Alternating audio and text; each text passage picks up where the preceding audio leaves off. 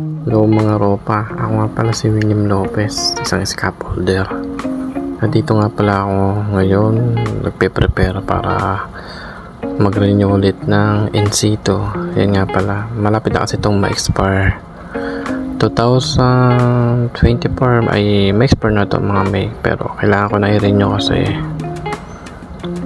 baka hindi ko na ma-renew yan. Magpe-prepare na tayo guys. Yan, syempre una sa lahat, painitin muna natin yung motor at i-prepare yung ating top box sa ating motor kasi magmumotor lang tayo sa papuntang Kalawan, Laguna sa Bangyas. Ito na yun guys, ang bilis diba? Nandito na agad kami. Ito nga pala mga ropa, nandito, ito nga makikita nyo kung saan pwede mag-renew ng NC2 for scaffold direction, pero iba na ngayon, supported type na scaffold ang nakalagay sa ating NC2 ngayon. Mura lang dito mga ropa, nandito siya makikita, located ang TESDA Kalawan dito sa Bangyas, Barangay Bangyas sa Kalawan, Laguna. Ito siya guys, ito ang itsura niya guys. Madali lang siya matunton guys pagka nakamotor kayo. Gagamitan nyo lang ng Google Map, di kayo maliligaw.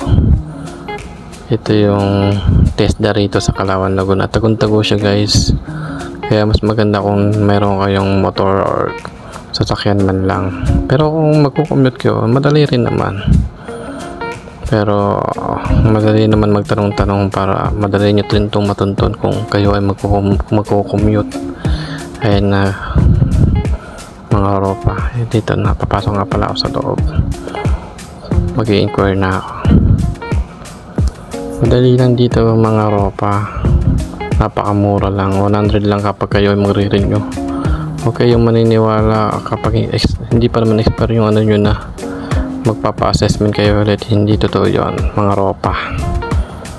Kapag hindi pa naman na-expire ang inyong NC2, pwede kayo mag-renew at mura lang ang bayad, 100 pesos lang po dito sa Bangyas, Laguna. Kung malapit lang kayo dito, kung may part kayo ng Manila, madali lang mapuntahan to niyan guys. Pipirma ako na at magbabayad na ako. Pipirma, madali lang guys, napabilis ng proseso rito sa TESDA Kalawan, Laguna, Bangyas. Ang babait pa ng mga staff dito. Yan diba, saglit ko lang nakuha. Pagpunta nyo, makukuha nyo agad yung NC2 nyo. Hintay na kayo ng mga ilang oras, 2 oras, 1 oras, ganun. Minutes nga na yun sa akin. Ayan mga ropa, papakita ko sa inyo kung ilan taon ang expiration nya. 5 years mga ropa, 5 years yan, 2028 supported type na scaffold. Salamat guys mga ropa. So ulitin,